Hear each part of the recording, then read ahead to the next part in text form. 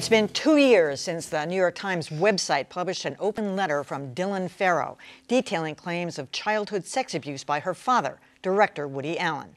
Allen responded with a Times piece of his own, and the controversy faded away. But now, as Allen plugs a brand new movie, it's making headlines again. Adam has more. The people are very appreciative and they like movies. Ronan Farrow's Hollywood Reporter piece was timed for maximum impact, running the same day that his father, Woody Allen's new film, debuted in Cannes. Are there more beautiful girls in Hollywood or New York? Why? Is that how you'll decide where you'll live? Farrow wants the press to confront Allen about his sister Dylan Farrow's claim that Allen molested her as a child.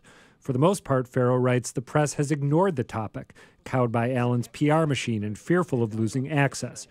But as a journalist, Farrow is also contrite, admitting that he sidestepped rape allegations against Bill Cosby in a 2014 interview with Cosby's biographer.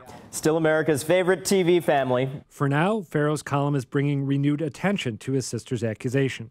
But the Q&A in Cannes is also making Farrow's point. You're 80 now. Does it become physically harder to direct a movie? And what do you do to keep in shape on set? I'm 80. I can't believe it. Later, Allen was asked about Farrow's piece. He said he hadn't read it and added, I have moved so far past it, I never think about it. Maybe because the media doesn't make him. You know, it's funny, I read this earlier in the week and I wasn't really thinking about it as a Beat the Press piece, but the more I thought about it, Ronan Farrow is just so right. And you see it in a lot of arenas where access is so important. Hollywood, it's important. The sports world, it's important. So you're loath or hesitant or you demur in these interviews. And it was interesting that Ronan Farrow admitted that he did it too when he was interviewing the Cosby biographer. He was given parameters, given conditions, and he basically bided by them. Yeah, I thought that made his argument stronger. And I don't think it's only a fear of access that makes people hold back. I think also, and I say this not as an entertainment journalist, but I think there's this sort of fetishization of genius that leads people who cover entertainment to excuse really, really bad personal behavior or indications of it. It's not just Woody Allen. Roman Polanski, too. You look at the way people have sort of rallied to him throughout the years, despite very dark sexual behavior on his part. This piece, by the way, was published by the Hollywood Reporter after they ran this cringe-inducing interview that they did with Allen, in which he made some comments about his marriage to Soon-Yi Previn, which were absolutely toe-curling. People should go read them. I mean, he basically talks about raising her as a child, as his wife. Oh, my God. Yeah. Well, you know, there's a difference between gossip and fact. Roman Polanski's sexual abuse was adjudicated in court. Bill Cosby's situation, there were court documents documenting that. I don't believe that anyone has ever charged Woody Allen with anything. It was investigated, and the investigator said there was probable cause to charge him, and they made a decision not to for the good of the child. That's awful thin gruel, if you ask me. No. Look, I'm not a Woody Allen fan, but I'm telling you that's an awful low bar. And again, no one's weeping crocodile tears for wealthy celebrities, but at some point, shouldn't there be some substance?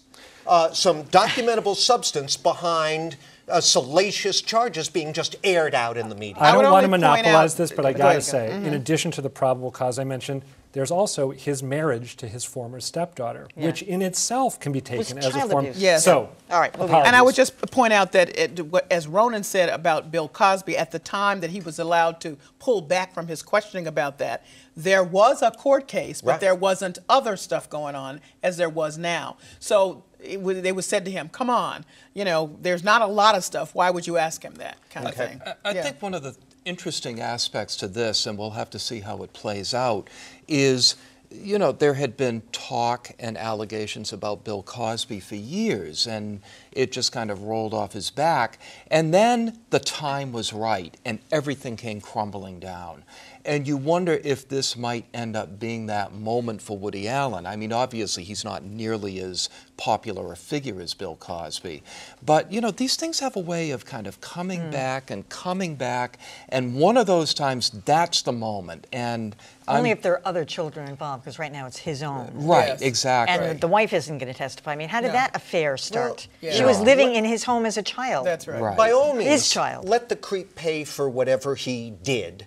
But in a media environment where editing is a dying art at best, I think we ought to be really careful about just saying, well, it's a freebie. You can go on any media outlet you want, write something for a website accusing someone of terrible crimes, and whether or not there's a shred of real evidence behind it, it's out there. Go have fun. I don't think that's what Ronan Farrow was arguing for. I think he was saying that when the press has a chance to ask questions of Woody Allen, they should press him on the account offered by his daughter, where she talks about things like him climbing into bed with her, putting his head in her lap as she lay there naked, listening to her breathe, having her suck his thumb. I mean, she alleges. I said this. These are her claims. Right. That he could be asked about those, as opposed to just, what do you do to stay fit at 80? How are you 80 and fabulous? Okay, fair enough. Yeah.